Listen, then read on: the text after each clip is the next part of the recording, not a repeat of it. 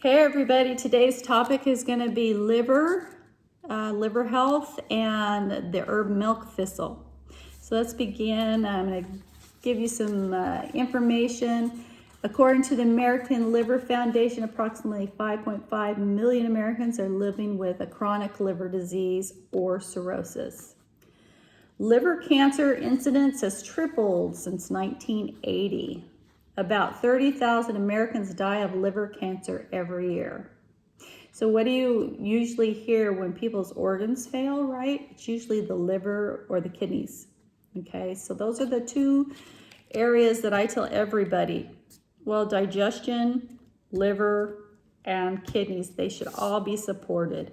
Okay, just with herbs and things like that to keep them clean and keep them functioning, okay? Approximately 4.4 million Americans are living with hepatitis B or C and don't even know it. According to the American Liver Foundation, the top 3 things the liver does is clean the blood, produce energy, and produces bile for digestion. About 100 million individuals in the United States are estimated to have a non-alcoholic fatty liver disease. Non-alcoholic fatty liver disease is the most common form of liver disease in children, okay, and has more than doubled over the last 20 years. So let's see, they keep giving us all these recommendations of, you know, this is good for you and that's good for you, but it sure doesn't seem like people's healths are improving, are they? We got to get back to just, you know, the basics, guys. Don't let people fool you into, oh, this special formula has been created in the lab and it's, you know, meant to do this and that. I found that those rarely are any better, and their marketing. The reason they use them is because they're marketing tools and they charge a higher price, okay, most of the time. Anyway, according to a paper written, if you go to the Weston Price Foundation, it's written by a PhD, Christopher Masterjohn, and his paper is titled Non-Alcoholic Fatty Liver Disease. A fatty liver increases the risk of cardiovascular disease 3-fold in men, get this, 14-fold in women, and 7 to 10-fold in type 1 diabetics, okay? People with liver disease might not look or feel sick. Obesity increases the risk of getting fatty liver disease by 5 to 15 times, okay? So obesity, in my opinion, is because most people are so nutrient deficient that you're hungry all the time. And the foods you're eating are designed to make you hungry, and you know, they have these natural flavorings in them which are designed to make you want more of it, okay? It takes a while, but if you can get off that processed food and start eating clean, whole foods, your taste buds will change and you won't be as hungry because your body's getting the nutrients. But that's a different story, okay? Let's talk about what the liver does, okay? The liver filters blood, okay? It filters blood all day, every day. It filters 1 liter every minute, 22 gallons of blood per hour, and 250 gallons a day. Okay, so that's working pretty hard. Your liver and your kidneys work pretty hard.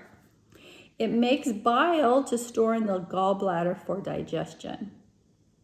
Listen, if you have you've had gallbladder problems, that's a clue. That's a clue that your liver needs support. It's a clue that you need to get off processed foods.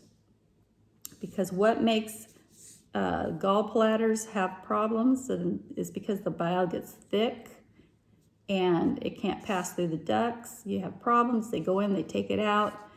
And you need, yes, you can function without it, but there's a reason God gave you a gallbladder. So if you can keep your gallbladder I highly suggest that. Get some bile salts. Okay, take them. So anyway, the liver makes bile, stores it in the gallbladder, and then when you eat, the gallbladder releases the bile into your intestines and helps break down your foods. Okay? Your liver also helps regulate blood glucose and cholesterol. It filters pathogens. Okay, so it's involved in the immune process. Completes more than 500 different functions, including breaking down and converting your food to energy. Okay? It regulates amino acids. This means it's working on your protein synthesis. Okay? Amino acids are the building blocks of proteins. So it regulates that. It processes drugs and poisons out of the body. It makes immune factors to fight infection. Okay. What contributes to liver disease? Okay, first of all, let's talk about diet. A poor diet. Processed foods. What are processed foods? Processed foods are all those prepackaged foods you buy at the supermarket. Okay, they're the ones in the cans. Even like your canned green beans and stuff. They have preservatives. Okay, they're in a can. They lack nutrition because they've been processed for so long. Okay. Your best bet is frozen or fresh. Okay. Sugary foods. Almost all your processed foods have added sugar, or they have added natural flavors. Okay, those natural flavors, you don't know what they are. There are some companies that actually have been using aborted fetal tissues to create natural flavors. And that's a whole different story. I could talk about that too. But be very careful about what you're eating and start reading your labels. Okay, natural flavors can also be soy. Over the years, they've changed the titles of different ingredients because people have become aware that certain titles mean certain things.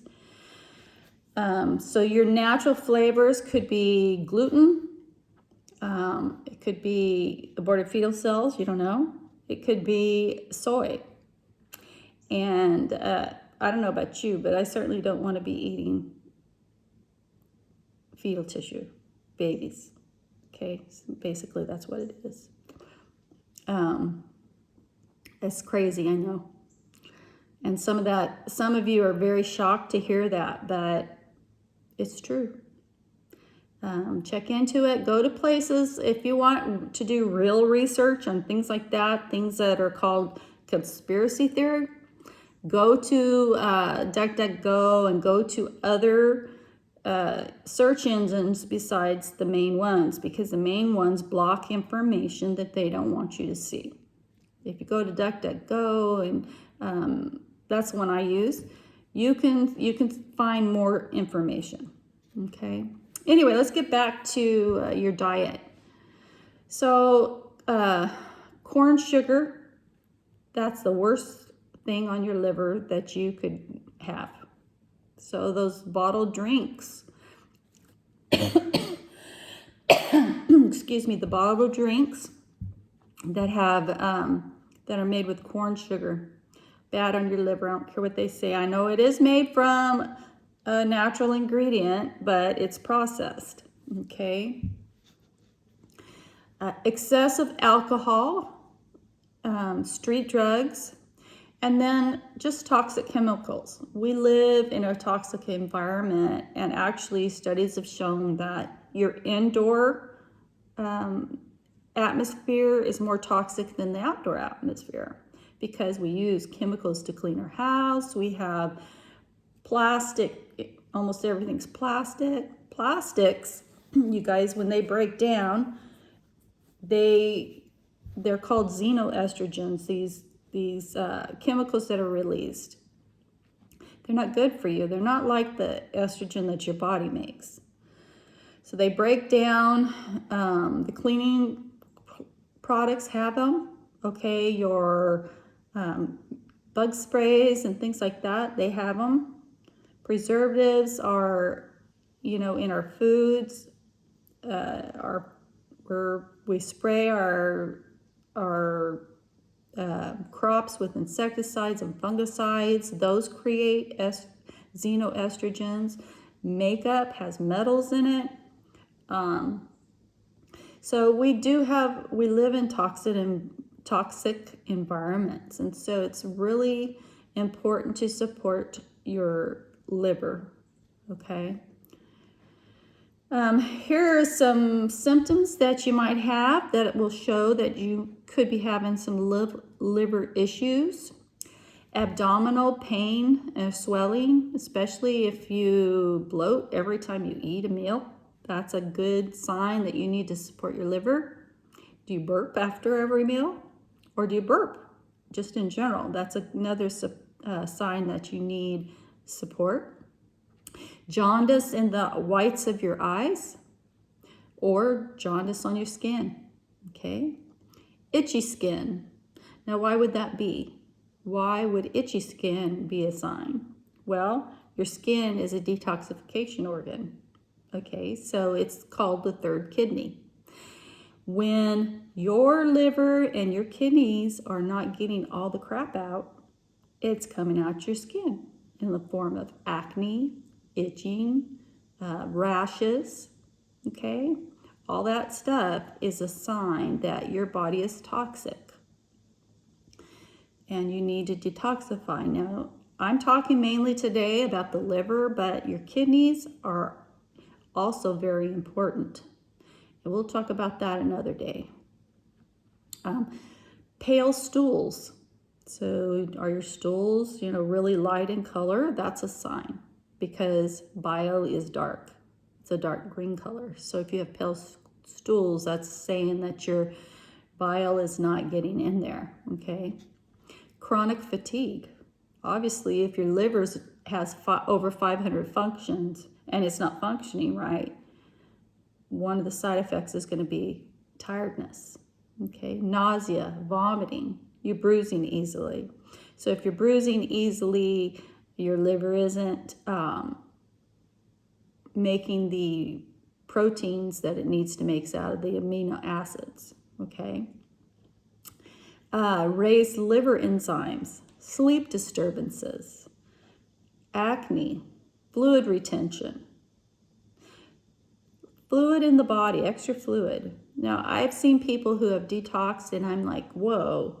Or one thing that I've noticed when people that have a low thyroid and their thyroid starts functioning, all of a sudden the swelling in their face and everything goes down. They look great. But usually swelling has to do with inflammation, or sometimes it can be because your heart's not pumping good enough. If you have low blood pressure, you're pulling, your fluids are pulling instead of pumping out, okay? But usually fluid retention means that there is inflammation in your body, because the body sends fluid into areas to diffuse the toxins that are there, okay? So that's why you swell. So if you're always having fluid retention, it could be that your liver you need to detoxify. Food sensitivities. Not only food sensitivities, but smell sensitivities. You can't stand the smell of things. It gives you a headache. Headaches are another sign that your liver needs to be cleaned. Do you have trouble with detoxification? Do you get sick the first time you start trying to help yourself get well? Okay, that's a sign that you're toxic, okay? Once you get past a certain stage of detoxification, you start feeling good on a detox. But if you're really filled with crap, your cells are full of crap, and your digestion and your liver is congested, getting it out, if it hasn't been functioning well, is going to cause you some discomfort at first. Okay.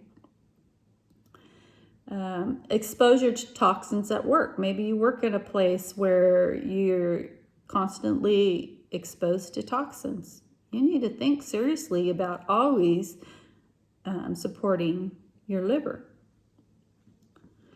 Diarrhea or constipation, either one of those can be a sign that the liver is not doing its job. Do you get pain in the middle of your back, like in the shoulder blade area? Okay. Since your liver is on your right side, right underneath your rib cage here, okay, it's a pretty good size. Okay, it goes all the way across there. You can have pain back here. It's not limited to right here. Your body's all connected. So you can have pain in between your shoulder blades, okay, because of your liver.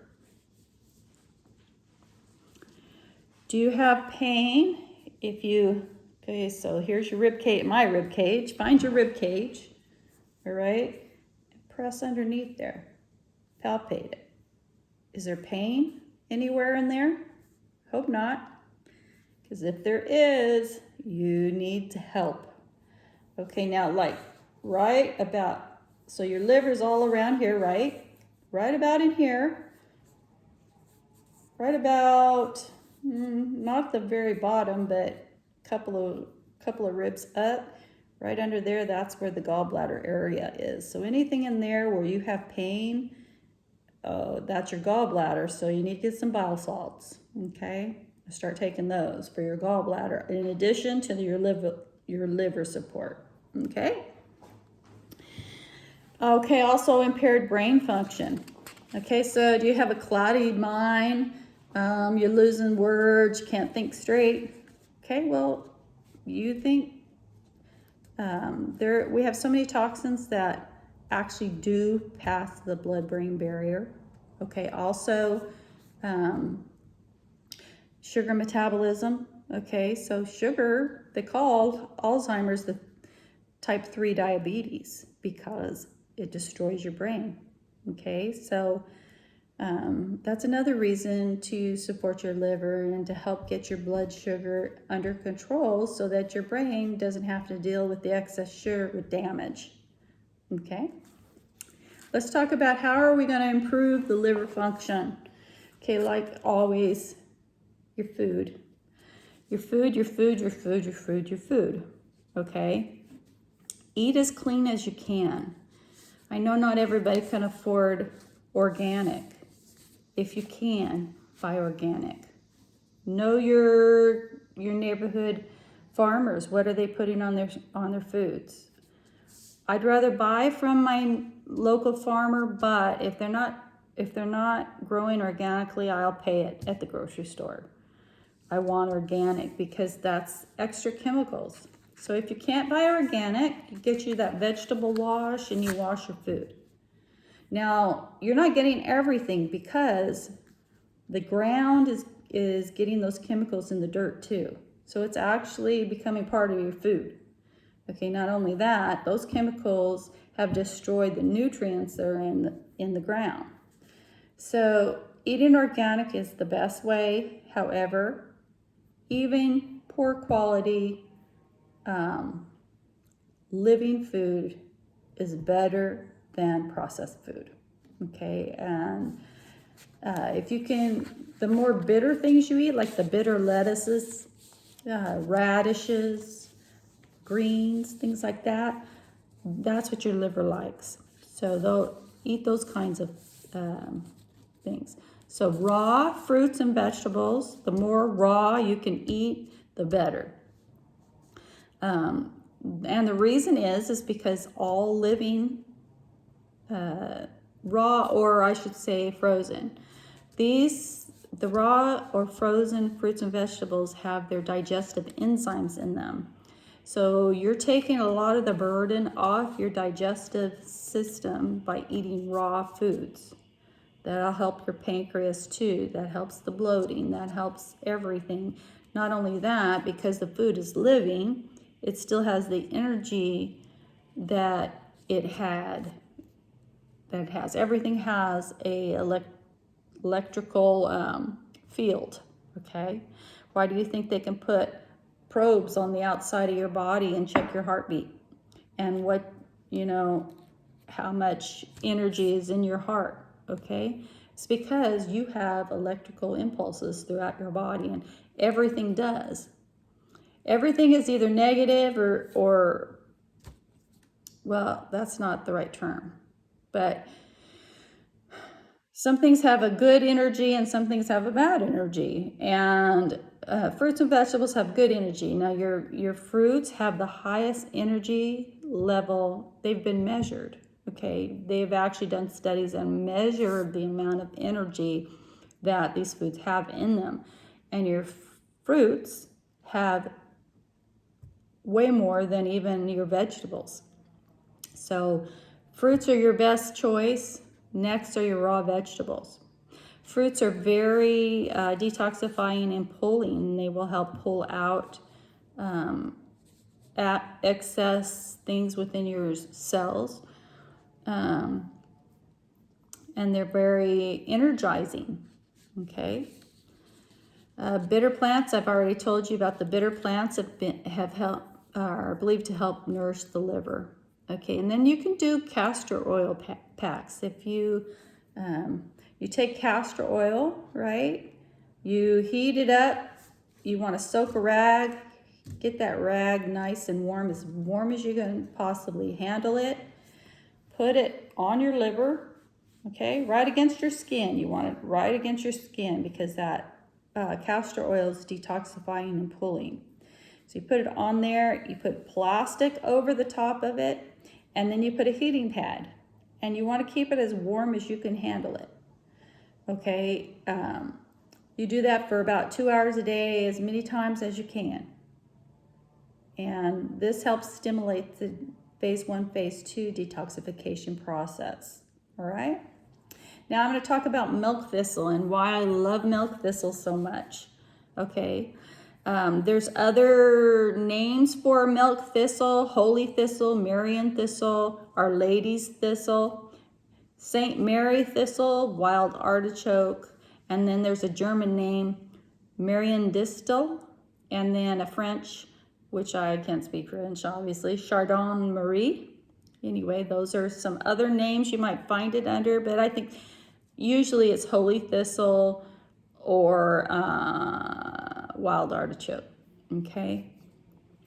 So there have been a lot of studies, and people have been using milk thistle for over 2,000 years, okay? Then I pulled up some information. This was found at the National Cancer Institute, and it was dated June the 23rd, 2021, and it's titled Milk Thistle. In this paper, they looked at a lot of different studies, and they basically put all the information together that they found from these different studies. And here's what they said.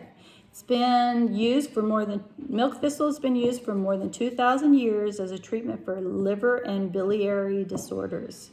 The earliest recording of milk thistle was by, and I don't know how to pronounce it. I've never heard anybody pronounce this name, but Dioscorides. I don't know. He was a Greek physician, pharmacologist, botanist, and he wrote the first De Materia Medica, which was a big book on herbs and what they do. They were medicine, and so he wrote a book about herbs and their medicinal uses.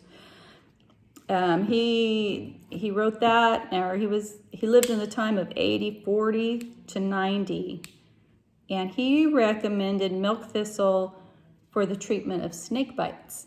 Okay, so it's pretty powerful stuff.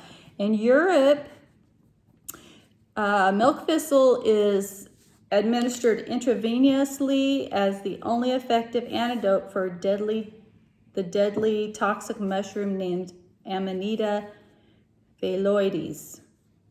Of course, I don't know if I'm saying that right, but anyway, a toxic mushroom. And exposure to this mushroom causes liver failure, which leads to death. So the active ingredient, the most active ingredient, I'm not going to say it's the only because milk thistle is a whole plant.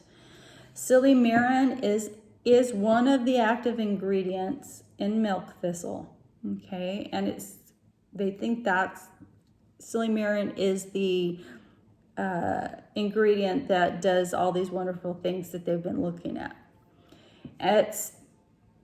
It stimulates specific enzymes responsible for detoxification. So certain things have to happen in order for your body to be able to break down these things, these poisons and these fat-soluble things that are staying in your body, and to be able to excrete them out. They have to be changed. Their structure has to be changed so that the body can excrete it.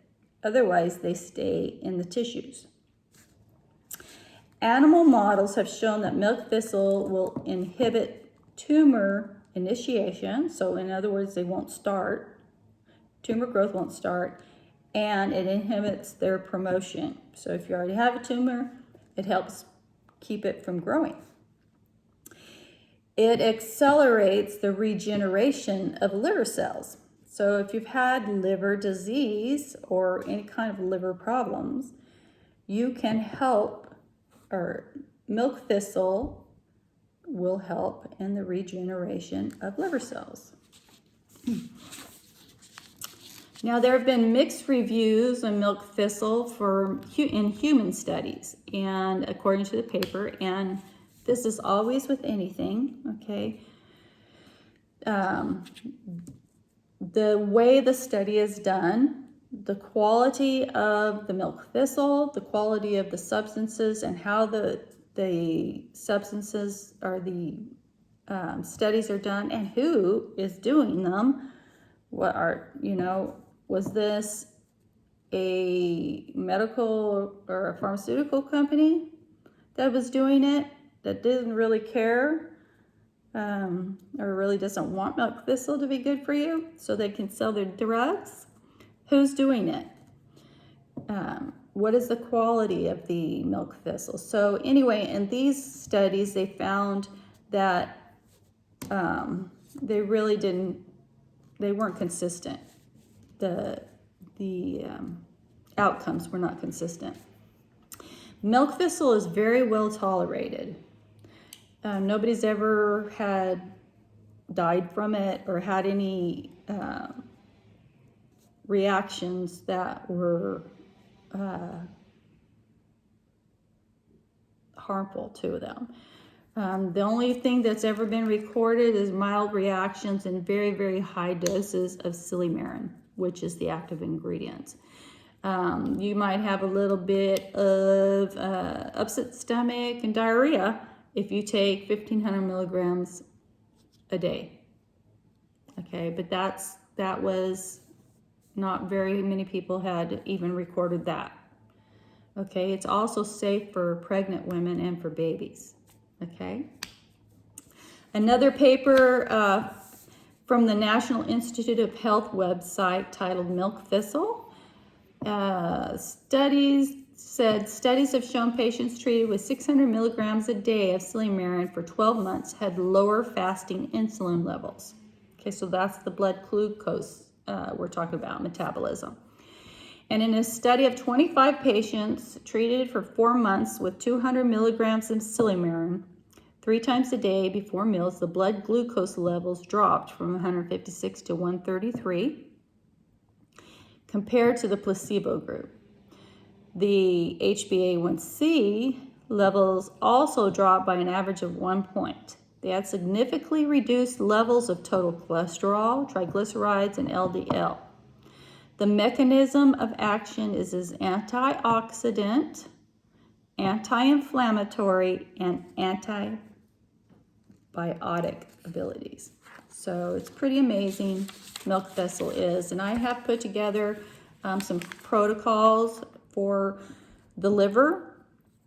One has everything in it that helps your body detoxify some certain nutrients that are specific for the detoxification, in addition to the silymarin.